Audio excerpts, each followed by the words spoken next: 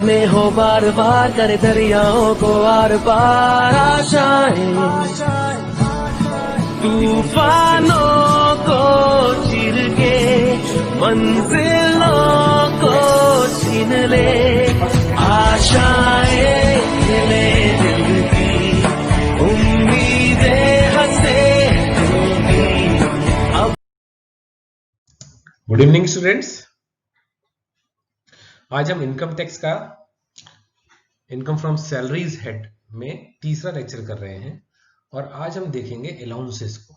Allowances होते क्या हैं, कितने टाइप्स के अलाउंसेस होते हैं और अलाउंसेस पे टैक्स किस टाइप से लगाया जाता है। मतलब अलाउंसेस को सैलरी में टैक्स निकालने के लिए कितने पार्ट को किस टाइप से ऐड किया जाता है या उन पर टैक्स नहीं लगता, यानी कि डिफरेंट कैटेगरीज देखेंगे।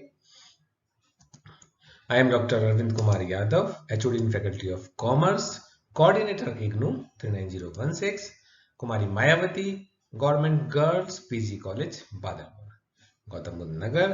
Let's get started.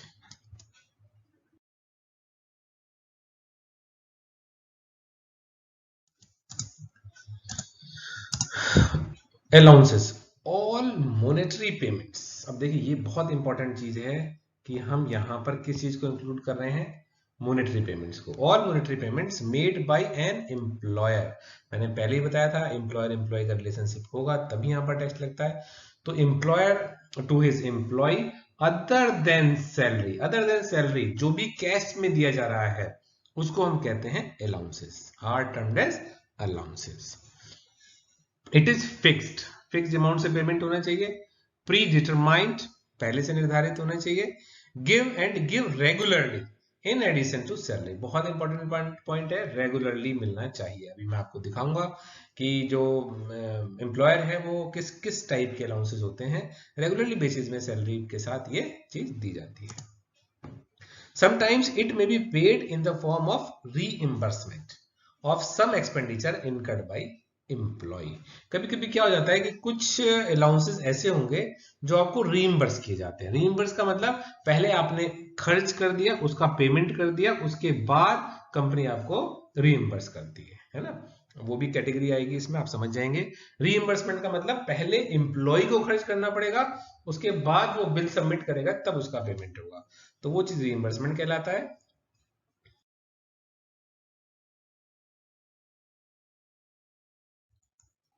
अब सबसे इंपॉर्टेंट चीज आती है कैटेगरीज की, इसकी कैटेगरी कितनी अलाउंसेस की।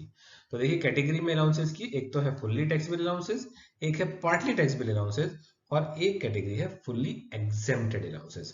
अब देखिए जो पहली वाली कैटेगरी है फुल्ली टैक्सेबल अलाउंसेस, उसमें सीधी सी बात है कि जो भी अमाउंट आपको मिलेगी पूरी अमाउंट पे आपको टैक्स देना है, इसमें आप टैक्स नहीं बचा सकते। यानी कोई भी एम्प्लॉय फुल्ली टैक्सेबल अलाउंसेस का अमाउंट पूरा का पूरा ऐड करना पड़ेगा उस एम्प्लॉय को अपनी सैलरी में। इस पर कोई भी अमाउंट माइनस नहीं होती, यानी कि कंप्लीट अमाउंट आपको टैक्स में ऐड करवानी पड़ेगी टैक्सेबल सैलरी में। पार्टली टैक्सेबल अलाउंसेस का मतलब है उसका एक पार्ट जो है वो टैक्सेबल होगा और कुछ पार्ट जो है वो एग्जेम्प्टेड हो जाएगा। यानी कि पार्टली टैक्सेबल अलाउंस का मतलब इसमें जो अलाउंसेस आएंगे वो पूरे के पूरे सैलरी में ऐड नहीं किए जाएंगे, कुछ पार्ट आपका टैक्सेबल पोर्शन होगा और कुछ पार्ट जो उसका होगा वो एग्जेम्प्टेड पोर्शन होगा। वो हम देखेंगे आगे कैसे होगा। और तीसरी कैटेगरी आती है फुल्ली एग्जेम्प्टेड अलाउंसेस। सबसे बढ़िया अलाउंसेस हैं, इन पर आपको कोई टैक्स नहीं देना है, कंप्लीटली एग्जेम्प्टेड होते हैं ये, पूरी की पूरी अमाउंट पे टैक्स नहीं लगता है।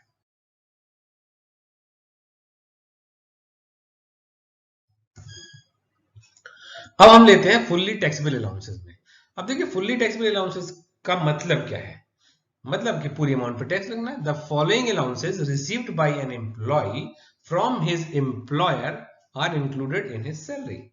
पूरा के पूरा अमाउंट टैक्स लगने, जैसे dearness allowance and dearness pay. Dearness allowance का मतलब होता है महंगाई भत्ता।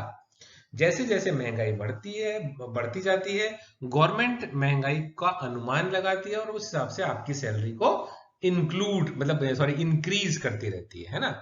डियरनेस पे तो एग्जैक्टली क्या होता है, ये बेसिक पे का ही पार्ट होता है। जब आपकी सैलरी एक लिमिट तक पहुंच जाती है उसके बाद आपको इंक्रीमेंट नहीं मिलता है, तब गवर्नमेंट ये वाला पे देती है। तो ये कुछ भी हो पूरा का पूरा टैक्सेबल है। फुल टैक्सेबल का मतलब मैं इस एक में बता दे रहा हूँ, सब में वही एप्लीकेबल होगा।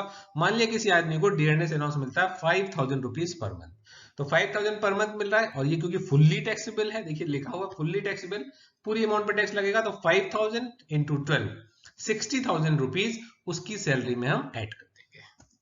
सेकंड आता है city compensatory allowance. City compensatory, देखिए कुछ शहर जो होते हैं, सिटीज जो कुछ सिटीज होती हैं वो कॉस्टली होती हैं, और कुछ सिटीज जो होती हैं वो चीप होती हैं।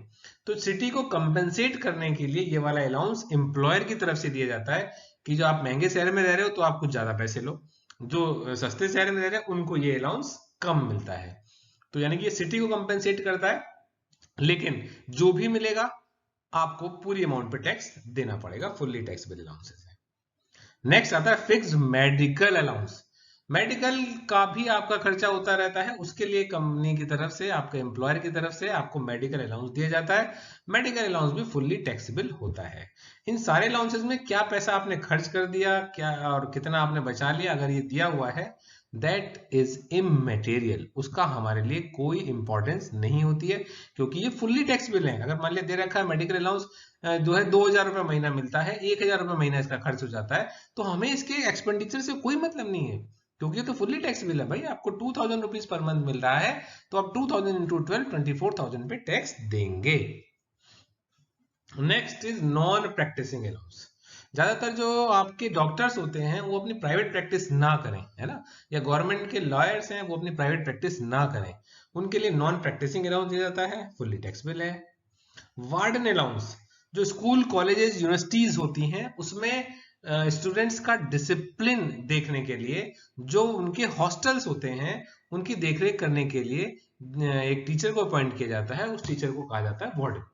तो वार्डन का मतलब हो गया वो आपके लिए हॉस्टल में डिसिप्लिन मेंटेन कर रहे हैं, और क्योंकि वो एक एक्स्ट्रा काम कर रहे हैं तो उस एक्स्ट्रा काम के लिए इन्हें अलग से सैलरी मिलती है, और ये जो अलाउंस मिलता है, सैलरी नहीं अलाउंस मिलता है, और वो अलाउंस फुल्ली टैक्सेबल होता है। प्रॉक्टर अलाउंस, प्रॉक्टर अलाउंस तो आपने कॉलेज में भी देखा होगा, ये कॉलेज में डिसिप्लिन मेंटेन करने के लिए प्रॉक्टर्स होते हैं। कई बार आपने देखा होगा कि आपके जब मैं पढ़ाता रहता था तो मैम आती थी, हमारे यहाँ रश्मि मैम भी हैं, आशा मैम भी हैं, सभी प्रॉक्टर्स हैं, इवन मैं भी प्रॉक्टर ही हूँ। तो होता क्या है कि जब क्लास में आती हैं वो मैडम, तो जो भी ड्रेस में यानी कि यूनिफॉर्म में नहीं होते हो आप लोग, तो मैम कहती हैं भाई देखिए यूनिफॉर्म में रहा करो, है ना। कई बार मैं भी बाहर निकाल देता हूँ, बेटा देखो आप यूनिफॉर्म में नहीं हो। तो होता क्या है, हम लोग डिसिप्लिन मेंटेन करने के लिए कॉलेज में जो डिसिप्लिन मेंटेन करने के लिए कमेटी बनाई जाती है प्रॉक्टर्स की, तो देखते हैं कोई मोबाइल नहीं यूज कर रहा हो, कॉलेज में गंदगी न फैला रहा हो, है ना। तो क्या होता है, जो प्रॉक्टर क्योंकि एक्स्ट्रा काम है, एक्स्ट्रा पेमेंट मिलती है, एक्स्ट्रा पेमेंट मिलती है आपको प्रॉक्टर अलाउंस की, तो आपको उस पर पूरी पूरी अमाउंट पे टैक्स देना पड़ता है, कोई भी छूट नहीं मिलती है इसमें।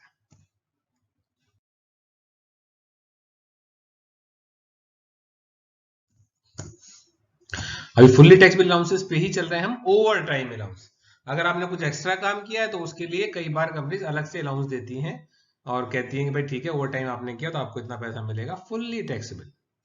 सर्वेंट अलाउंस, आपको सर्वेंट रखने के लिए कंपनी की तरफ से, आपके एम्प्लॉयर की तरफ से आपको एक्स्ट्रा पेमेंट की जाती है अलाउंस के रूप में, फुल्ली टैक्सेबल होती है। डेप्यूटेशन अलाउंस, अगर आप अपने, ज्यादातर गवर्नमेंट में बहुत होता है कि आप एक जगह छोड़ के दूसरी जगह डेप्यूटेशन पे चले जाते हो, दूसरी जगह, जैसे सेंट्रल का एम्प्लॉय है वो स्टेट में आ जाता है काम करने के लिए, तो वो डेप्यूटेशन पे रहता है, उसको अलग से कुछ पेमेंट मिलती है, that is called deputation allowance, यानी कि वो ड्यूटी पे आया हुआ है। ऐसे ही हिल अलाउंस के नाम से अलाउंस मिल रहा है। हिल अलाउंस देखिए थोड़ा कंफ्यूजिंग है, मैं आगे आपको बताऊंगा अभी।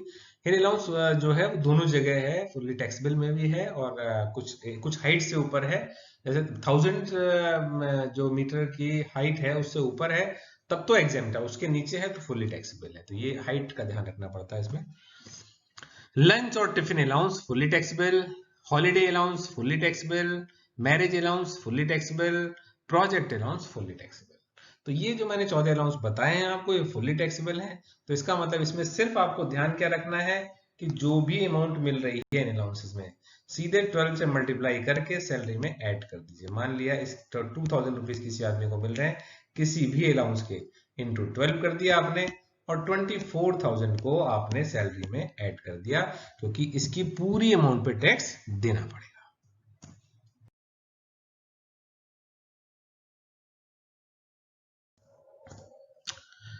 अब इसका ट्रीटमेंट देख लेते हैं, जो मैंने अभी आपको बताया सेम वही ट्रीटमेंट है।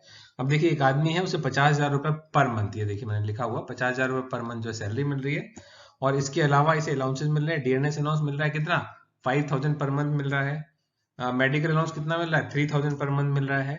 सीसीए मिल रहा है 2,000 rupees per month. Lunch allowance मिल रहा है 1,000 रुपीज पर मंथ। अब आपसे पूछ रहे हैं इसकी ग्रॉस सैलरी निकालिए मिस्टर एक्स की, है ना। ग्रॉस सैलरी निकालिए, तो ग्रॉस सैलरी देखिए होता क्या है, टैक्सेबल सैलरी वैसे एग्जाम में निकालने के लिए आपसे पूछी जाती है, लॉन्ग क्वेश्चन आता है। अब यहाँ पर पूछा गया आपसे ग्रॉस सैलरी। ग्रॉस सैलरी का मतलब डिडक्शन से पहले वाली सैलरी निकालनी है ना।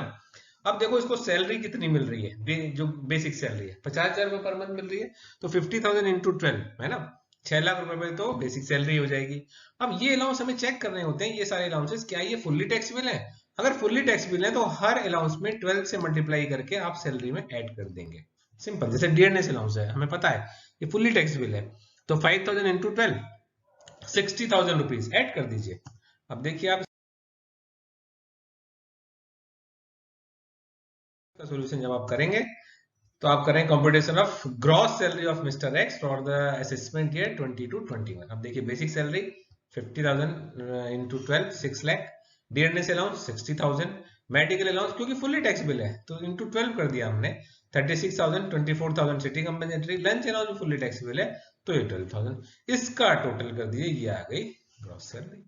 बहुत आसान निकालना होता है, बस आपको पता रहना चाहिए। देखिए आगे जाके कंफ्यूजन कहाँ पे क्रिएट होगा, जब आपको ये लगने लगेगा कि ये पता नहीं फुल्ली में बताया था सर ने, ये पार्टली में बताया था, कहीं एग्जाम तो नहीं है।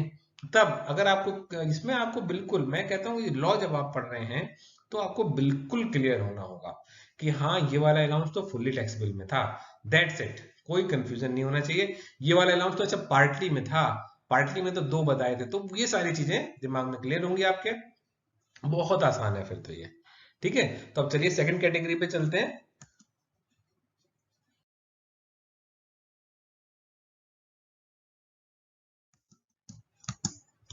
Second category is partly taxable allowances.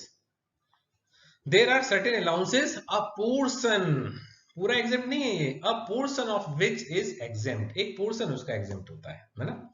The taxable portion of such allowances included in the taxable salary of the recipient employee, है ना।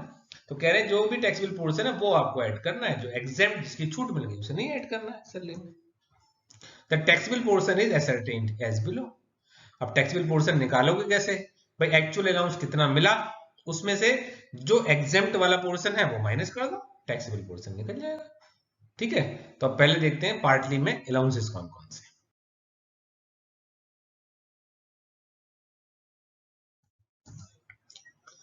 Types of partly taxable allowances. Number first HRA, house rent allowance, मकान किराया भत्ता। मकान किराया भत्ता आपके employer की तरफ से आपको दिया जाता है कि आप कहीं भी जो है आप अपने आप किराए पे मकान लेके रह सकते हैं। अब उसमें जो पैसे बचेंगे उस पर टैक्स लगेगा। अब क्या रूल्स हैं अभी हम आगे देखेंगे इसके। इंटरटेनमेंट अलाउंस दूसरा होता है।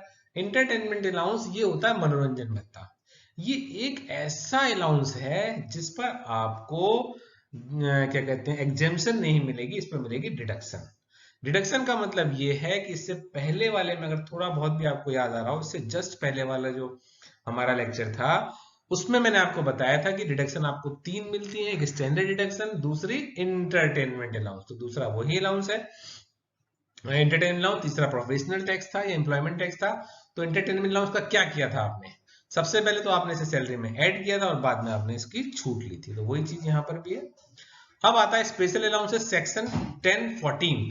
These allowances may be classified into 2 main categories। अब स्पेशल अलाउंसेस 1014 में आते हैं और इनको अब 10 से ही समझ में आ रहा होगा आपको कि ये तो एग्जेम्प्टेड, एक आपने चैप्टर एग्जेम्पशन वाला भी पढ़ा था, उस चैप्टर में भी मैंने इन अलाउंसेस को बताया था, अभी आपको वो चीज ध्यान आएंगे। अच्छा, अब इसमें 2 तरह की कैटेगरीज है, एक तो है अलाउंसेस टू मीट एसएससीज incurred in performance of his duties, duty को परफॉर्म करने के लिए कुछ अलाउंसेस दिए जाते हैं, और दूसरा आता है allowances to meet the personal expenses of SSC, ये पर्सनल एक्सपेंसेस को मीट आउट करने के लिए दिए जाते हैं, है ना। तो इसमें 2 कैटेगरीज है, याद रखिए इसमें हमेशा जो पहली वाली, चलिए मैं आगे आपको बताऊंगा इसे।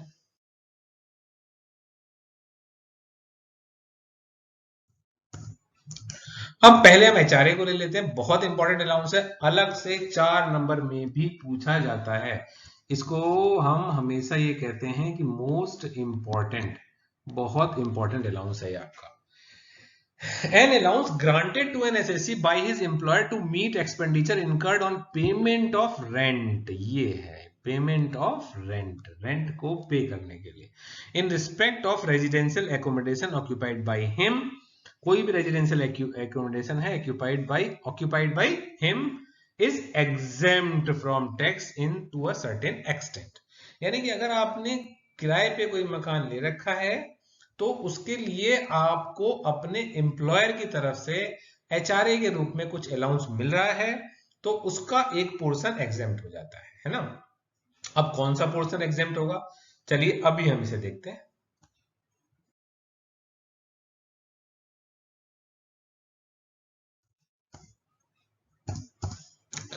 Least of the following will exempt from tax, बहुत आसान सा है, 3 पॉइंट्स हैं, तीनों में जो लीस्ट होगा, तीनों में जो सबसे छोटी अमाउंट होगी, सबसे मिनिमम अमाउंट होगी, उसकी छूट मिल जाएगी। पहला क्या है, actual HRA received.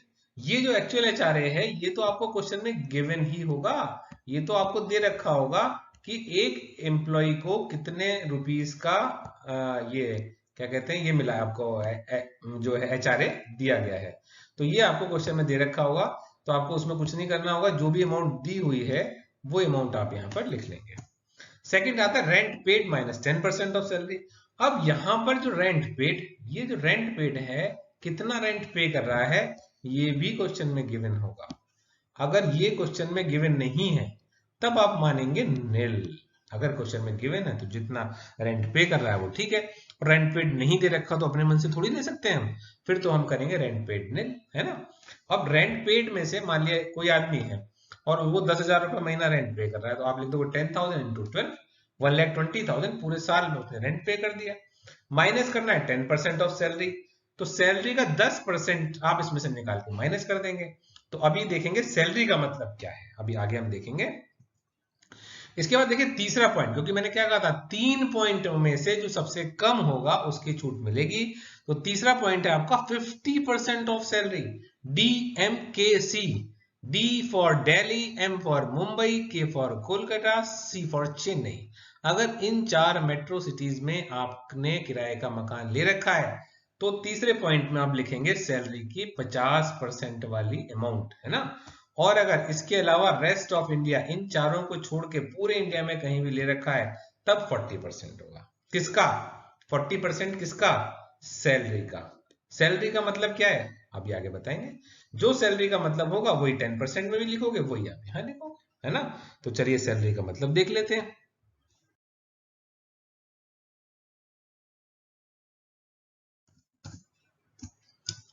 Salary for HRA, salary includes the following, 3 चीजें इंक्लूड करनी है आपको बस सैलरी में। Number 1 basic salary, basic salary आपको क्वेश्चन में गिवन होगी, ये आप ऐड करेंगे। डियरनेस पे, ये बेसिक पे का ही पार्ट होता है, तो हम अलग नहीं बोलते, इसे तो हम बेसिक पे का ही पार्ट बोलते हैं। चलिए डियरनेस मतलब बेसिक सैलरी और डियरनेस पे उसमें ऐड कर लेंगे आपको। अच्छा डियरनेस अलाउंस, लेकिन डियरनेस अलाउंस हमेशा नहीं ऐड करना है, डियरनेस अलाउंस तभी ऐड करना है जब उसमें ये दिया हो under the terms of employment, ये सेवा की शर्तों के अंतर्गत मिल रहा है आपको डियरनेस अलाउंस, तब तो आप डीए प्लस करेंगे, और अगर नहीं दे रखा है तब डीए आपको प्लस नहीं करना है। नेक्स्ट आता है commission if given in percentage, commission भी इसमें ऐड होता है, लेकिन कमीशन तब ऐड होगा अगर ये परसेंटेज में होगा, अगर ये परसेंटेज में नहीं होगा कमीशन तो फिर ऐड नहीं करोगे। देखिए होता क्या है, कमीशन का लॉजिक है, कमीशन अगर परसेंटेज में मिल रहा है इसका मतलब वो सैलरी का ही पार्ट है। जैसे आप मार्केटिंग वाली जॉब में देखेंगे या सेल्स वाली जॉब में देखेंगे, वहां पर क्या किया जाता है, वहां पर कहा जाता है कि भाई हम आपको 20,000 रुपए महीना सैलरी देंगे या 30,000 रुपए महीना सैलरी देंगे, प्लस जो आप हमारी सेल कराओगे उसके ऊपर आपको 5% या 10% के रेट से कमीशन देंगे।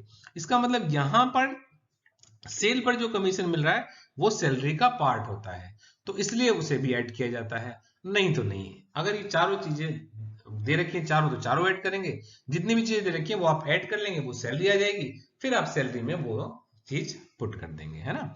मैंने HRA का एक अलग से वीडियो बनाया है, एक बार आप देख लेंगे तो उसमें क्वेश्चन भी सॉल्व करके दिखाया, तो ये चीज क्लियर हो जाएगी अगर यहां क्लियर नहीं हुई है तो।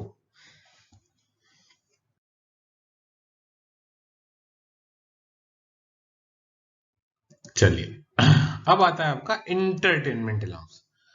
It is an allowance given by the employer to his employee. अब ये किस लिए दिया जाता है? अब ये एंटरटेनमेंट के लिए दिया जाता है, जो आपके ऑफिस में कई बार एम्प्लॉय आते हैं उनका एंटरटेनमेंट के लिए अलाउंस दिया जाता है। अब इसका होता क्या है ट्रीटमेंट, मैंने पहले ही बताया था आपको जब आपने डिडक्शन किया था, है ना। फिर से आप समझ लीजिए, it is first included in the income of salary. पहले क्या होगा, इसे इंक्लूड किया जाएगा किसमें, सैलरी में, इनकम में जोड़ दिया जाएगा salary, under section 15 and then deduction is allowed to a government employee. फिर सिर्फ गवर्नमेंट एम्प्लॉय है तब उसको जो है डिडक्शन देंगे 16 सेकेंड में। We will study it in the deduction part of at the end. At the end की बात ही नहीं, ये तो मैं पहले करा चुका हूं, है ना। पहले बाद में मैं सोच रहा था कराने की, लेकिन ये पहले हो चुका है। आई होप ये आपको क्लियर होगा।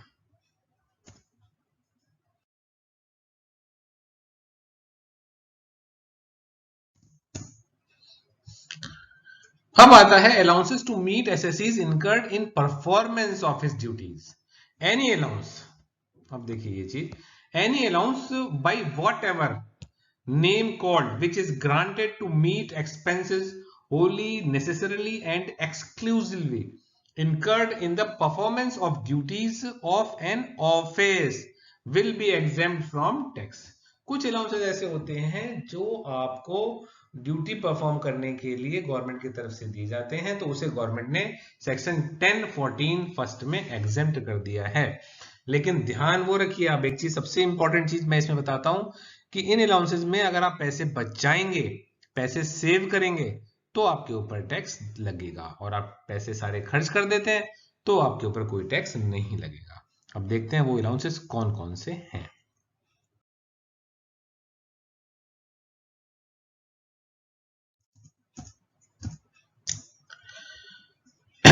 Examples: allowances to meet SSCs incurred in performance of his duties। अब देखिए, अभी अलाउंसेस देख लेते हैं, ये समझना आपको बहुत जरूरी है कौन कौन से हैं, मीनिंग भी समझना जरूरी है, फिर आपको कंफ्यूजन नहीं होगा। सबसे पहला है ट्रेवलिंग अलाउंस। ट्रेवलिंग अलाउंस जो होता है वो बेसिकली क्या होता है, अगर आपका ट्रांसफर हो गया है तो आपको सामान लेके सब कुछ आपको शिफ्ट करना पड़ेगा, तो उसके लिए जो आपका एम्प्लॉयर होता है, जो आपकी कंपनी होती है, वो आपको ट्रेवलिंग अलाउंस देती है। अब सपोज करिए किसी आदमी का ट्रांसफर हो गया, और वो ट्रांसफर हो गया क्या कहते हैं, यहाँ से ट्रांसफर हो गया किसी का मेरठ। अब यहाँ से मेरठ सारा सामान लेके जाना होगा, सब कुछ होगा, तो उसके लिए जो एम्प्लॉयर होगा वो पेमेंट करेगा। तो आपको अब क्या होता है, नॉर्मली कंपनी में पॉलिसी बनी हुई होती है कि भाई कोई भी ट्रांसफर में इतने किलोमीटर तक हम इतने पैसे देंगे। तो कंपनी की तरफ से आपको पैसे मिल गए, अब सपोज करिए आपने पूरे खर्च कर दिए, तो वो एग्जेम्प्ट हो गए, फिर आपको कोई टैक्स नहीं देना। लेकिन अगर उसमें आपके पैसे बच गए, अब आपको 20,000 रुपए मान लिया मिले, और आपका 10,000 में ही काम हो गया, तो 10,000 रुपए जो है वो आपने सेव कर लिए, बचा लिए, तो टैक्स दे दो गवर्नमेंट को। अगर आपने बचा लिए इसमें तो आपको टैक्स देना पड़ेगा, है ना। ऐसे डेली अलाउंस, जो मार्केटिंग वगैरह की जॉब होती है, उसमें डेली आप बाहर जाते हैं, तो आपको बाहर जाने की वजह से आपको ऑफिस में तो रखा नहीं जा रहा, आप बाहर जाएंगे तो आप कुछ आपका एक्सपेंडिचर होगा, उसके लिए आपको अलाउंस मिलता है। अगर आप पूरा खर्च कर देते हैं तो टैक्स नहीं लगेगा, और अगर आप कुछ पैसे बचा रहे हैं तो आपको टैक्स पे करना पड़ेगा। कन्वेंस अलाउंस, मार्केटिंग की जॉब में बहुत होता है, कन्वेंस अलाउंस मिलता है कि डेली के लिए मंथली फिक्स हो जाता है कि आपको कन्वेंस अलाउंस मिलेगा, आपको बाहर ही रहना पड़ेगा, कंपनी में बहुत कम रहना पड़ता है। तो जब बाहर रहते हैं तो हमारे कन्वेंस में पैसा खर्च होगा, पता लगा कभी यहाँ जा रहे हो कभी वहां जा रहे हो, है ना। तो वो कन्वेंस अलाउंस मिलता है, पैसा सेव करेंगे तो टैक्स लगेगा, नहीं सेव हुआ, सारा खर्च कर दिया, तो कोई टैक्स नहीं लगेगा।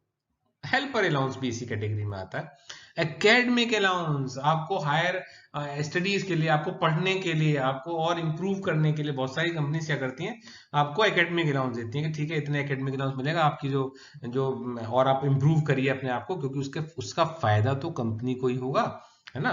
तो इसलिए एकेडमिक अलाउंस दिया जाता है। अब पता लगा आपने उसमें से कुछ पैसे बचा लिए तो टैक्स दे। नेक्स्ट आता है यूनिफॉर्म अलाउंस। बहुत जगह यूनिफॉर्म कंपलसरी कर देती की जाती है, बहुत से आप देखते ही होंगे कि पुलिस वाले हैं, डॉक्टर्स वाले हैं और ये लॉयर्स वगैरह हैं, तो इनके लिए तो यूनिफॉर्म कंपलसरी होती है। तो बहुत जगह पे कंपनीज में भी यूनिफॉर्म रखते हैं वो लोग, तो यूनिफॉर्म बनवाने के लिए आपको पेमेंट किया जाता है ना। अगेन वही चीज है, अगर आपने सेव किए हैं तो आपको टैक्स देना पड़ेगा। अब बात ये आती है इन सब में, मान लिया क्वेश्चन में सिर्फ अलाउंस का नाम दे दिया, उन्होंने दे दिया कि ट्रेवलिंग अलाउंस इसे 50,000 रुपए महीना मिला, कितना पैसा खर्च किया वो नहीं दे रखा, तो क्या करोगे आप? पूरे पे टैक्स लगाओगे या पूरा एग्जेम्प्ट करोगे? सोचो थोड़ी देर।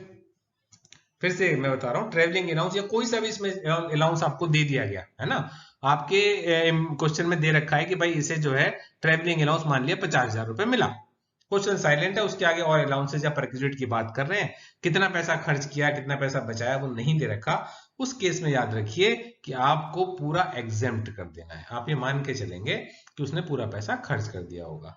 और वैसे भी आप सोचो कि क्या कोई इसमें टैक्स देता होगा? नॉर्मली सब यही कहते होंगे, जी मिलते तो 20,000 ही है ट्रैवलिंग के और खर्च हो जाते हैं 25,000 रुपए, है ना। तो इसमें फिर टैक्स नहीं, हाँ अगर आपका बच जाता है तब टैक्स लगेगा।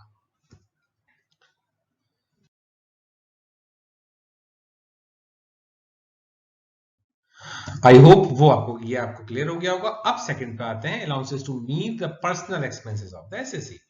Any such allowances granted to the SSC either to meet his personal expenses at the place where the duties of his office are ordinarily performed, है ना, by him, at a place where he ordinarily resides, जहां पर वो actually रहता होगा, to compensate him for the increased cost of living will be exempt from tax। अब इसमें वो वाले अलाउंस होते हैं जिसके लिए गवर्नमेंट की तरफ से स्पेशल अमाउंट बना दी गई है कि इतनी अमाउंट पे टैक्स लगेगा और इतनी अमाउंट पे एग्जेम्पशन दे रखी है, बाकी पे टैक्स लगेगा, यानी एग्जेम्पशन का एक फिक्स्ड रेट दिया हुआ है और सेक्शन है आपका 1014 सेकंड, वो था 1014 फर्स्ट। ये चीज ध्यान रखनी है। वहां पर तो आपको बस ये ध्यान रखना है कि हाँ कुछ पैसे बचाए तो टैक्स लगेगा, यहाँ पर तो हर अलाउंस के बारे में गवर्नमेंट ने स्पेसिफिक लिमिट दे रखी है। तो ये विद लिमिट, मैं इन अलाउंसेस को बोलता हूं कि ये विद लिमिट अलाउंस है, यानी कि इसमें गवर्नमेंट की तरफ से आपके लिए लिमिट फिक्स की हुई है कि इतनी छूट मिलेगी, है ना।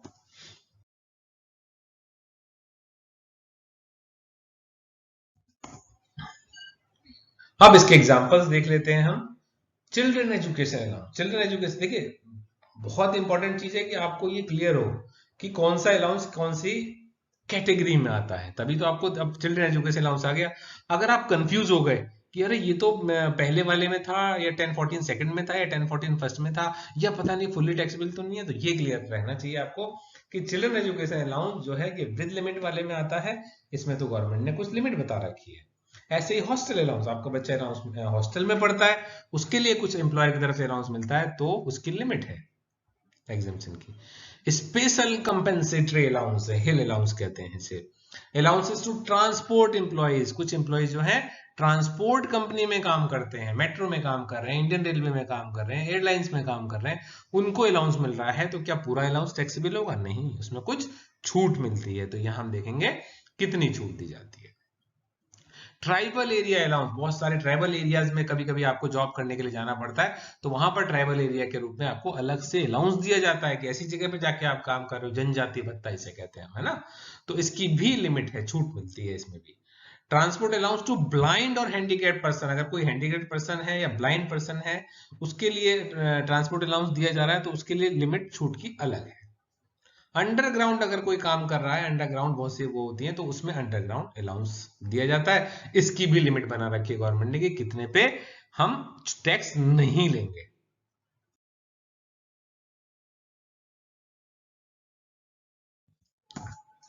अब इसमें एक एक अलाउंस करके पढ़ते हैं, बहुत आसानी से समझ सकते हो आप इसे।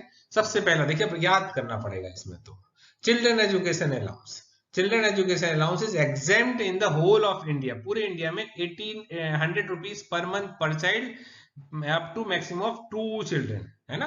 तो 100 रुपए पर मंथ पर चाइल्ड, 100 रुपए पर मंथ का आप देखिए, 100 रुपए पर मंथ के हिसाब से 100 को आप 100 पर मंथ है तो पूरे ईयर का कितना हो गया, इंटू 12 कर लो आप, 2400 एक बच्चे के लिए मिलता है ना। और मैक्सिमम कितने बच्चों के लिए मिलता है? ये सिर्फ 2 बच्चों के लिए मिल सकता है, तो 2400 इंटू 2 करोगे आप तो ये आएगा 4800। इसका मतलब चिल्ड्रन एजुकेशन अलाउंस 4800 से ज्यादा की छूट नहीं मिल सकती, है ना। अब अगर कंपनी ने आपको इससे ज्यादा रुपए दिए हैं तो आपको टैक्स देना पड़ेगा।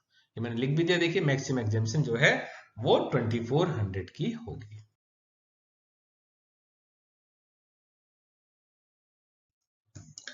चलिए नेक्स्ट आता है हॉस्टल अलाउंस। हॉस्टल अलाउंस में ये लिमिट हो जाती है 300। ये भी पूरे इंडिया में मिलता है, छूट मिलती है, लेकिन सिर्फ 300 रुपए पर मंथ पर चाइल्ड की, और मैक्सिमम है इस पे 2 बच्चों के लिए छूट है ये।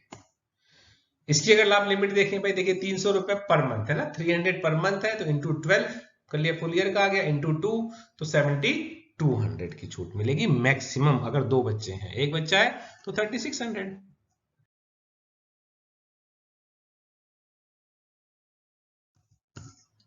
नेक्स्ट आता है special compensatory hill area allowance, है ना।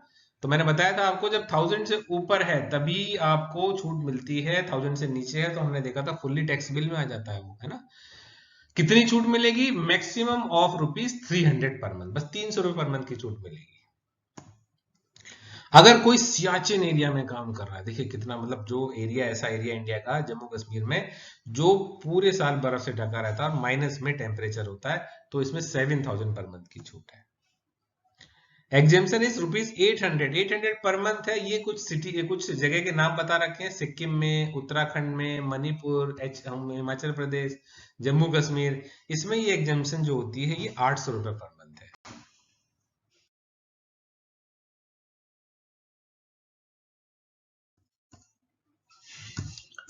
ट्रांसपोर्ट कंपनी में अगर कोई काम कर रहा है और उसको अलाउंस दिया जा रहा है तो उसे हम उसकी छूट कैसे निकालेंगे, कितने की वो मिलती है? तो 70% ऑफ सच अलाउंस। जो भी अलाउंस मिल रहा है उसका 70% निकाल लीजिए, और 10,000 रुपीज पर मंथ जो भी दोनों में कम होगा। यानी कि अगर किसी आदमी को अलाउंस मिल रहा है, मान लिया ये वाला 4 लाख रुपए है ना, तो 4 लाख रुपए मिल रहा है, तो 4 लाख इंटू का 4 लाख का 70% कर लोगे आप, 4 लाख का 70% करोगे तो ये आ गया 2,80,000। ठीक है, 2,80,000 आ गया, और ये है 10,000 रुपीज पर मंथ, तो यानी कि ये लिमिट हो गई 1,20,000। अब दोनों में से कम क्या है? लेस है 1,20,000, तो 1,20,000 की छूट मिल जाएगी। अगर कोई ट्रांसपोर्ट एम्प्लॉय का मतलब ट्रांसपोर्ट कंपनी में काम कर रहा है, तो इस वाले अलाउंस में ध्यान देना पड़ेगा कि ट्रांसपोर्ट कंपनी में काम कर रहा है तभी छूट मिलेगी।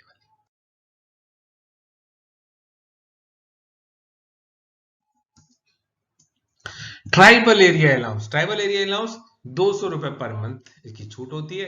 कहां कहां पर ट्राइबल एरिया अलाउंस में है, कहां कौन कौन सी जगह पे इंडिया ने कर रखा है, घोषित, ये चीज ध्यान रखनी है कि इन एरिया में ट्राइबल एरिया अलाउंस मिलता है आपको। तो ट्राइबल एरिया अगर अलाउंस दे रखा है तो छूट याद रहनी चाहिए कि हाँ 200 रुपए पर मंथ की छूट मिलेगी।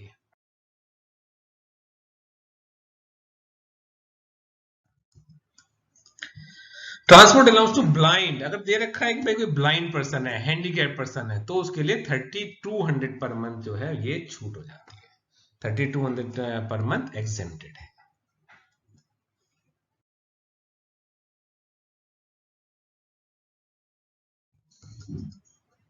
Underground allowance. अंडरग्राउंड अलाउंस जो जमीन के अंदर काम करते हैं, खानों में काम करते हैं, उनको अंडरग्राउंड अलाउंस की छूट मिलती है। और अंडरग्राउंड अलाउंस जो है वो एग्जेम्प्टेड है 800 रुपीज पर मंथ, 800 रुपए पर मंथ के हिसाब से एग्जेम्प्टेड है।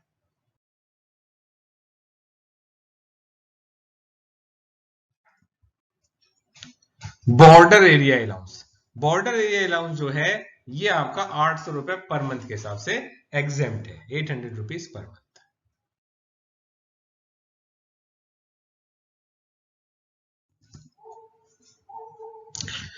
अच्छा, ये जो अलाउंसेस थे पीछे वाले जैसे मैंने बताया, यानी कि आपने देखा कि पार्टली एग्जेम्प्टेड अलाउंस के 2 पार्ट हैं। एक में तो सेविंग अगर आपने कर ली तो टैक्स लगेगा, दूसरे के लिए स्पेसिफाइड रूल्स बना रखे हैं गवर्नमेंट ने। तो ध्यान से इन अलाउंसेस को पढ़ना होगा, क्योंकि मैं हर बार ये कहता हूं अगर अलाउंसेस क्लियर हैं तो हमारा 50 से 60% हमने सैलरी की जंग जीत ली, है ना। अब ये अलाउंसेस आ गई, ये देखिए बहुत इजी अलाउंसेस हैं क्योंकि एग्जेम्प्ट है, इन पे कोई टैक्स नहीं लगेगा। अब कौन कौन से अलाउंस है? Foreign allowance, sumptuary allowance to high court और सुप्रीम कोर्ट के जजेस को मिलता है, ये एग्जेम्प्ट है।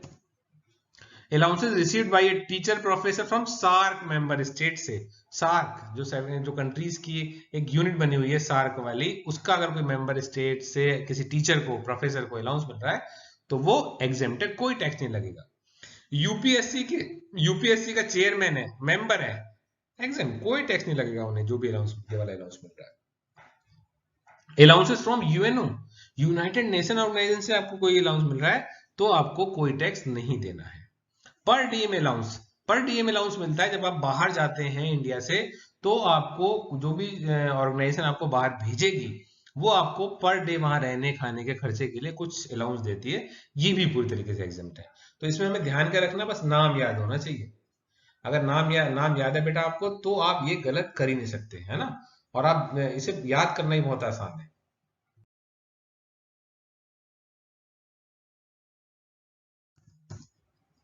सबसे पहला आ गया foreign allowance. This allowance is usually paid by the government to an Indian citizen outside India for rendering services abroad, है ना, बाहर सर्विसेज करने के लिए। There may be several types of foreign allowances, overseas के नाम से हो सकता है, चिल्ड्रन एजुकेशन के नाम से हो सकता है, car allowance, entertainment allowance etcetera. ध्यान रखना है अगर बाहर के लिए अलाउंस मिल रहा है तो वो एग्जेम्प्ट होगा। This exemption is not available to non government employees, अब नॉन गवर्नमेंट एम्प्लॉय के लिए छूट नहीं है इसमें, है ना। And those who are non citizen of India, अगर इंडिया के सिटीजन ही नहीं है, नॉट सिटीजन, इंडिया के सिटीजन नहीं है तो उन्हें भी ये छूट नहीं मिलेगी।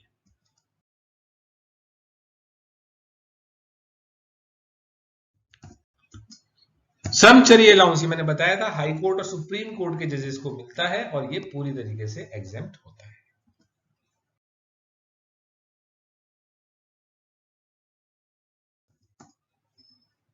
Allowances from UNO.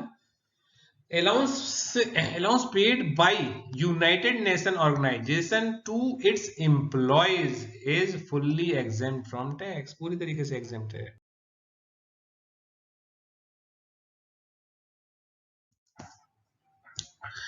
Allowances received by a teacher, professor from SAARC member states, वहां से अगर मिलता है तो ध्यान क्या रखना है आपको, एग्जेम्प्ट होता तो है लेकिन बस पहले 2 साल के लिए एग्जेम्प्ट होता है ना, उसके बाद टैक्स लगेगा।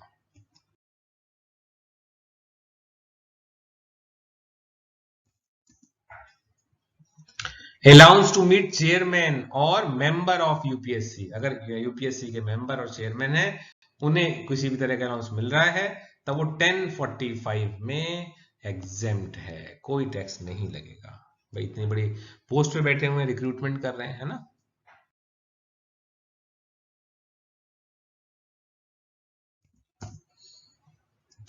प्री टाइम अलाउंस, ये मैंने आपको बताया कि आपको ये, क्योंकि इसका पर्पस जो होता है वो बोर्डिंग और लॉजिंग होता है, फैसिलिटीज प्रोवाइड कराना बाहर, तो ये भी पूरी तरीके से एग्जेम्प्टेड होता है, टैक्स नहीं लगेगा। तो मेरे ख्याल से बहुत आसान है, ये हार्ड नहीं है। अगर आप ध्यान से इसमें थोड़ा ध्यान देखिए, मैं बार बार कहता हूं इनमें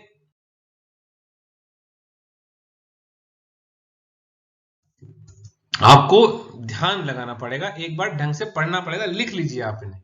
अगर आप लिख लेते हैं तो आपको कंफ्यूजन नहीं होगा, है ना। और उसी के लिए जब आप पूरा आप एक बार पढ़ लें इन अलाउंसेस को, फिर उसके बाद आप असेसमेंट पार्ट पे आएंगे। और असेसमेंट पार्ट बहुत आसान है, मैंने कुछ अलाउंसेस दे रखे हैं, आपको बताना है ये फुल्ली टैक्सेबल है, पार्टली टैक्सेबल है या एग्जेम्प्टेड अलाउंसेस है ना। ये आपको सिर्फ 3 कैटेगरी लिखनी है और आप कमेंट बॉक्स में भी मुझे लिख के बताएं जरूर, जिससे मुझे पता लगे कि आपने सॉल्व कर लिया। मैं देख रहा हूँ बहुत कम स्टूडेंट्स जो है उसके कमेंट बॉक्स में आंसर्स लिखते हैं, करते ही नहीं। आप करोगे नहीं, आपको नहीं आएगा, करिए, आंसर लिखिए, तभी तो जब आपकी मिस्टेक पता लगेगी तभी तो मैं उन्हें ठीक करूंगा, है ना।